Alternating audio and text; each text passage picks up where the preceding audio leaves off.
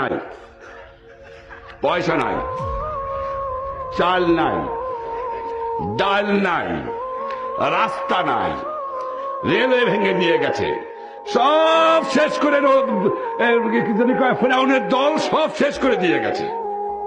কিন্তু আছে আমার মানুষের একতা, আছে তাদের ঈমান, আছে তাদের শক্তি।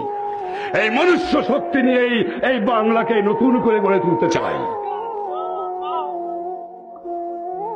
তোমাদের কাছে আমি চাই যে যেভাবে যদি আরো 2 মাস লাগতো কি 3 মাস লাগতো স্বাধীন হতে, তো তোমরা যুদ্ধ করতে না।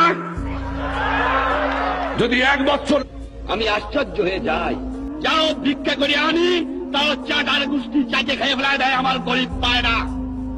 এত চোরের চোর, চোর কোথেকে যে পয়দা হয়েছে আমি জানি না। পাকিস্তানের সব নিয়ে গেছে, কিন্তু এই চোর টুক ফিরে গেছে আমার কাছে। এই চোর নিয়ে গেলে আমি বাঁচতাম, কিন্তু দালাল গেছে, কিন্তু চোর গেলে বাঁচা যাবে। তারা 20 জন লোক শিক্ষিত, আমরা 20 জন।